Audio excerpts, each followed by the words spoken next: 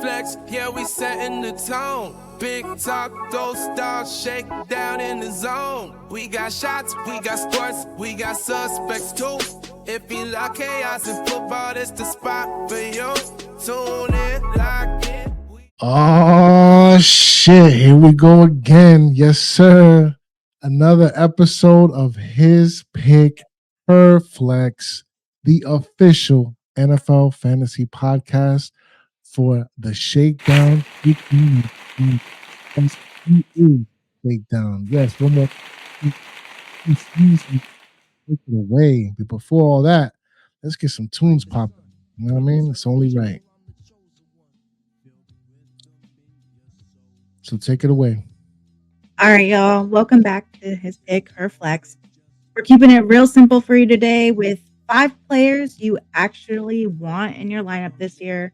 No bullshit, just straight production.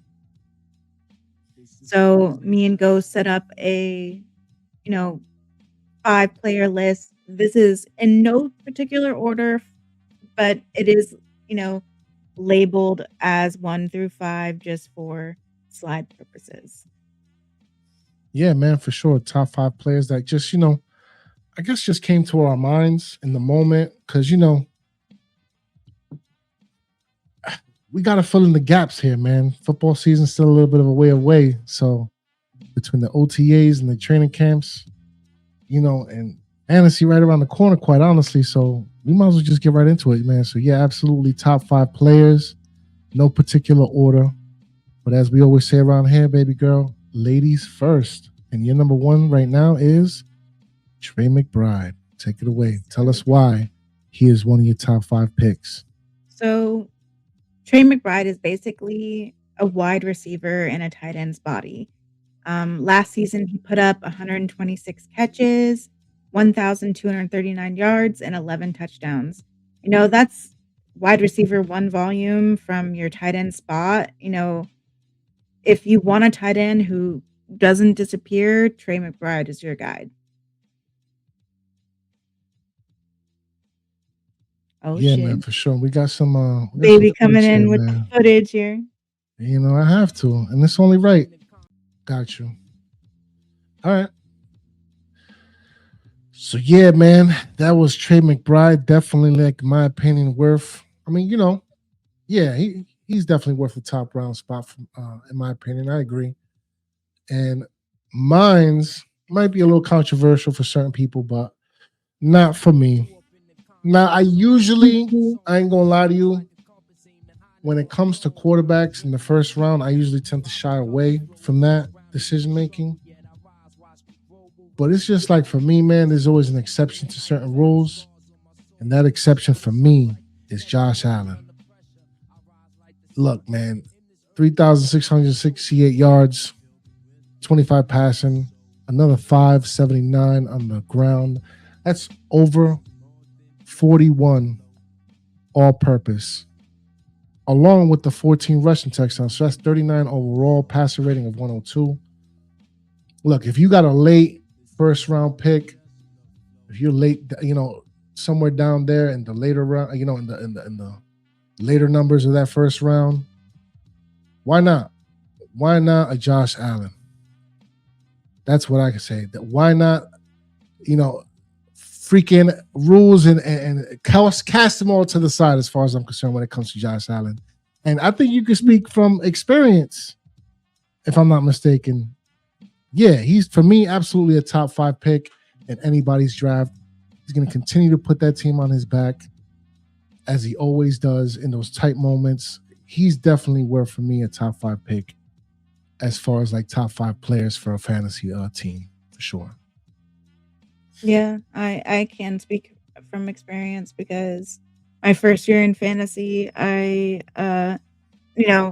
Ghost was helping me out drafting, and because I had never obviously played before, and this was like years ago at this point now.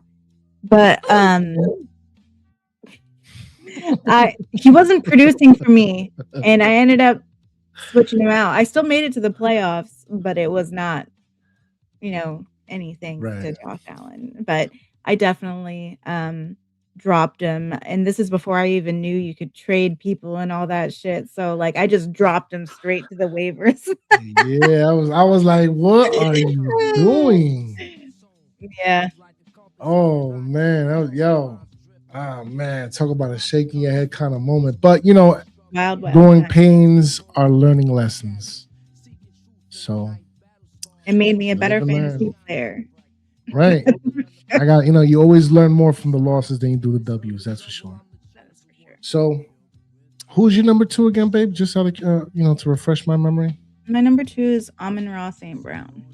Amon-Ra St. Brown. Yes, Another sir. one. Go ahead, talk about it, my love. So Amon-Ra is, as any football fan, fantasy player knows, that he is one of the most reliable people. He dropped 117 catches, 1,401 yards, and 11 touchdowns last season, and he does it with zero drama. You put him in your lineup and you don't think twice, and he's literally your weekly wide receiver anchor. I can agree with that, man. Top 3 receiver easily in the league, in my honest opinion. He's going to continue to be that main number 1 weapon over there outside of a Laporta for, terrible. Jared Goff. They used to play for the Rams. But yeah, he's going to continue to be Jared Goff's number 1 dude over there. What you were saying, love? I was going to say, well, we are old heads and it's late and we worked all day. So yeah, we're allowed. We're allowed. We're allowed. That's for sure. Continuing on to the number 2 situations, even though this player right here is far in leaps and bounds away from a number 2, and it's a familiar face for you, and that is Jaxon Smith, my ninja.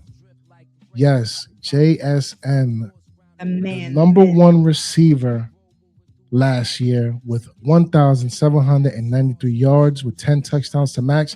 Yo, when it comes to yards per reception, 15.1, that's a lot of yards after the catch right there. That's what that is. Red zone threat. I mean, look, man, 240 points overall for the year. Proof is in the pudding, man. And if that's not enough, we can get straight to the footage over here. And like I said, babe, yeah, go ahead, talk about it, because you're the Seahawks aficionado here.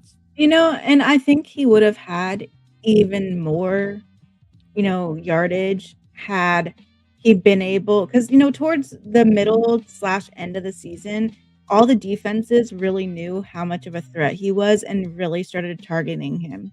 So much so that Walker kind of got a little bit more of a push. You even saw that Super Bowl. They shut, Jackson down because they know that if he gets going, that he's fucking gone. Right. Like you said, if it wasn't for the Kenneth Walker reliance, his numbers would have been crazy. I mean, his numbers were already crazy. They were crazy. I just think that if he was not getting targeted so much by the defense, which is obviously, that's going to be because they want to shut Jackson down. That's just going to be something that he's going to have to deal with. But they really were targeting him, which allowed other players to get the upside. But I just really think he would have produced a lot more had they kind of spread the focus around a little bit. Yeah, for sure. And I'm sure they're going to have to switch it up, man. And, it's a tough division over there in the NFC West. But look, absolutely top 5 worthy, dead or alive. And it's not even close, in my opinion. Well, on to the next one, my love. So who was your number 3 again? Just to refresh the memory, because, we got the old people thought process. My number 3 is going to be the Bijan Robinson. Bijan the Dijon. Bijan. Yes, sir. Take it away, my love. Tell us why Bijan is worth that. I mean, Well, Bijan was my number 1 pick last year, and he brought me. He literally won my season for me. Just that was my cash cow last year. He finally got the workload he deserved and turned it into 1,478 rushing yards, 820 receiving yards, and 11 total touchdowns. That's almost 2,300 yards. So you draft Bijan because he gives you a safe floor with league winner ceiling every single week. And he really was that guy for me last year. Look, the proof is in the pudding. Yeah, man. I mean, absolutely top 3 running back in the league right now, you could argue, no lie. And their quarterback situation down in Atlanta is a little shaky, if I'm being honest with you. So they're going to definitely rely on him, so expect that. Expect the production. Expect things to not really change in terms of that. So, on to the next one, though. So, number 3 for me, if I'm not mistaken, keeping it with the running backs, is Mr. Jonathan Taylor himself.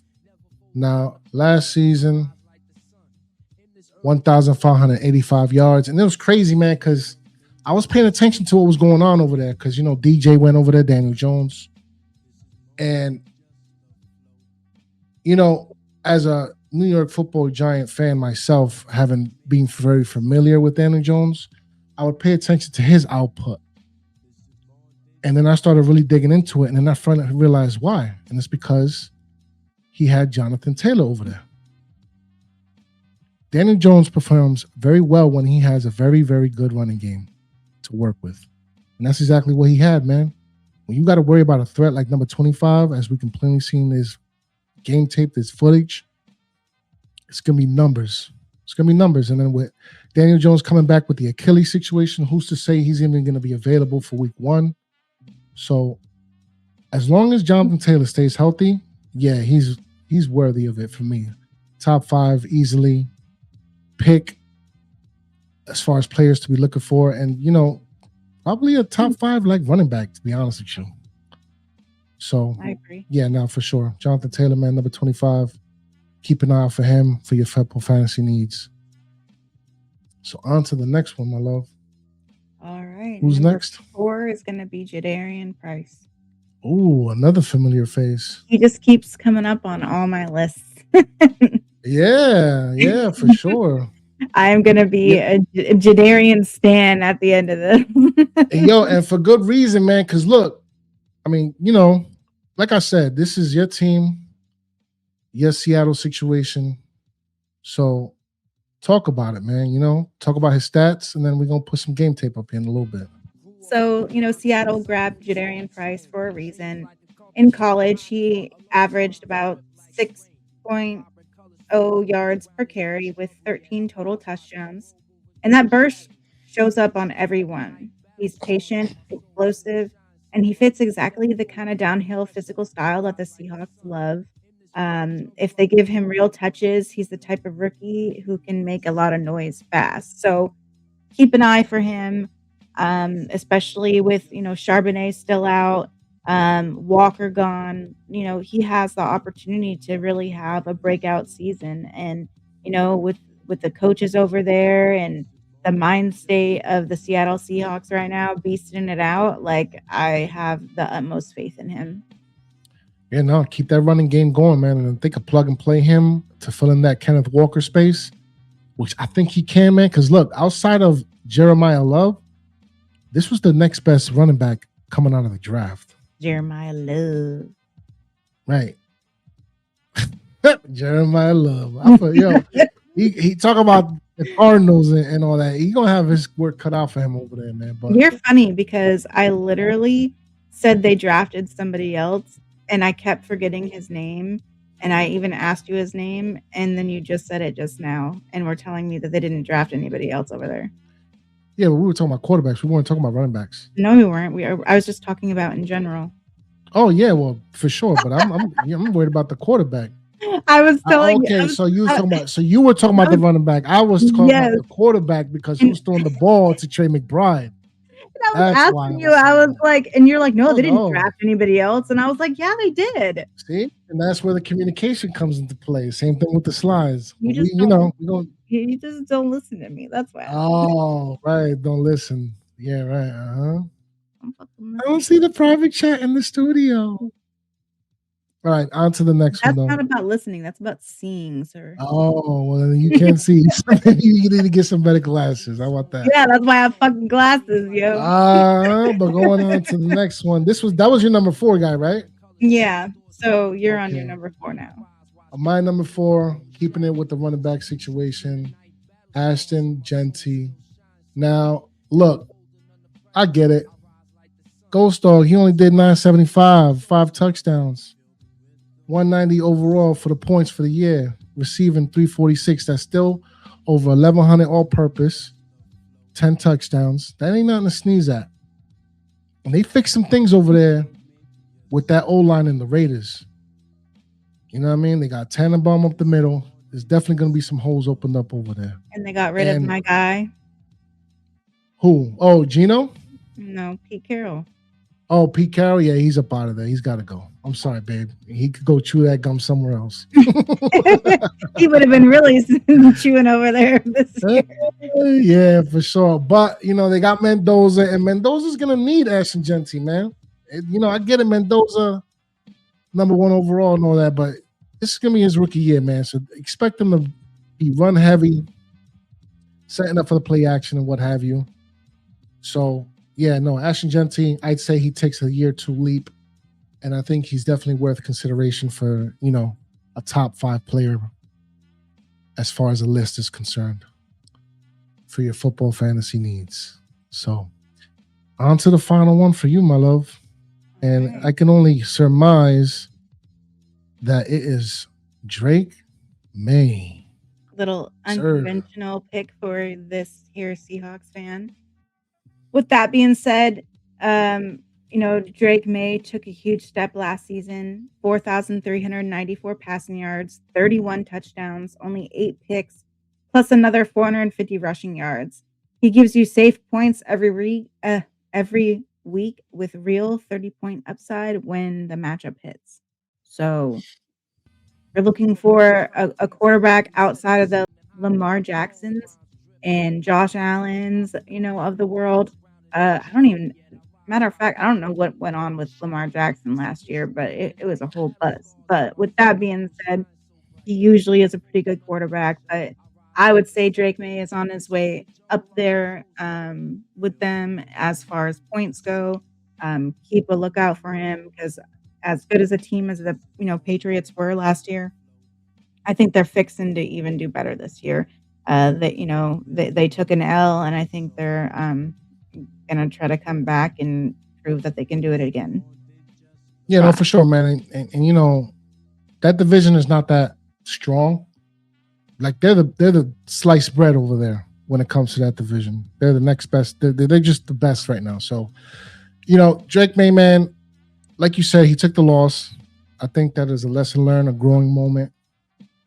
And yeah, man, they made things better, man. And speaking of better, the main thing is he got a brand new target over there. And we're going to get into that. But first, Drake Maye, yeah, for sure. He's going to put up numbers. He's got Dobbs and the main guy, which we're about to talk about right now, which so happens to be, perfect segue, for my number 5, top 5 player consideration for the fantasy, is A.J. Brown. Got up out of that smelly-ass city of Philadelphia. That's where he landed finally, huh? Right. He's going to the Patriots. You know what I mean? So shout out to him. Shout out to Drake Maye. Got a brand new target. And look, you might be saying Ghost, 1,000 yards last year, didn't really put up numbers as far as fantasy is concerned. I had a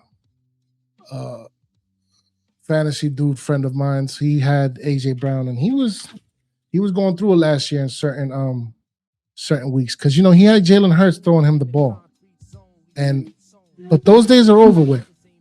Now he's got Drake Maye throwing him the ball, and what happened? Go ahead. I don't mean to interrupt, but like AJ Brown, and I had him last year, and he done pissed me the fuck off. Because I remember it was getting close to the end, and he was like straight up he just posted a status or in something along the lines of, don't y'all like put me or in your lineup for fantasy this week. Oh, yeah, and then he was a spectacle out there with the book on the sideline and all that stuff. Yeah, I was like, yo, this motherfucker is playing with my emotions. Doing the most, man. And shout out to Say, man, we was talking about it. And to plead my case, it's really this simple, man. New home. He's going, gonna have a little bit of a chip on her shoulder, fire underneath him. And he's got a quarterback that's gonna be able to throw him the ball down the field. You know what I mean? And then also like all over the field, to be realistic with him, which I expect him to be lining up on the outside, both sides. It don't even matter, man. Because when I also look at these defenses on the AFC East, they're just not going to be able to compare, man. They're going to have a hard time, a real hard time covering that dude. It just is, man. But what you were going to say, babe? Sorry, I just randomly remembered that you mentioned the book, and I thought it was funny because didn't we look up what book he was reading there, and it was something about like being in the moment or something like that. It was some like self-help book, and as he's like there for like a football game, he's reading, so it was just kind of like contradictory to what he was trying to educate himself on. So I thought that was funny. All right, he just made himself a spectacle, man. And like I think he was trying to say something without really trying to say it directly, man. And it's just I just think that and my biases might be here as a Giants fan, but it's just I don't think Jalen Hurts is as good as like a lot of people make him out to be. And I think AJ Brown knew that, and it might have been a situation where he was jealous of Saquon getting the shine, but Saquon is Saquon, man, and they couldn't put it on Jalen Hurts' shoulders, so you couldn't be that mad. So man, I expect him to put up numbers. I expect him to be the top 10, if not the top 5 receiver that he really should be, man. And again, he's gonna have a quarterback that's gonna be able to put him in that spot. So, man. Yeah, that's the list. 5 players that will actually help you win, not hype, not guesses, just production. We showed you with the slides. Let's get into the season. Got a little game tape there to match as well, man, for sure, man. And stay tapped and tuned in because we're going to definitely have some more top 5 going depth into the positions, whether it be the quarterbacks, wide receivers, tight ends, and the running backs. Don't matter. We're going to have the latest and greatest NFL fantasy news for your NFL fantasy needs. So stay tapped and tuned in, as always, man, to the Shakedown 2.0. And anything you got to say real quick, babe, before we sign out here? Sign out and all that? No, just stay tuned, like, subscribe, and enjoy the vibe. You heard the lady. Go ahead and get on into it, man. And as I always say around this time, the Big Blue Revolution will be televised. Peace. It's Pick Her Flex. We just wrapped up the show. Miss ain't over dropping heat. Ghost out letting the flow. If you rocks with the breakdowns, the chaos, the checks, hit that like, smash, subscribe, show respect to the flex. Shake down 2.0. Yeah, we taking it higher. New drops every week. Keep your lineup on fire. We out, stay tuned, stay locked, stay blessed. Next episode, yo, then you already know the rest.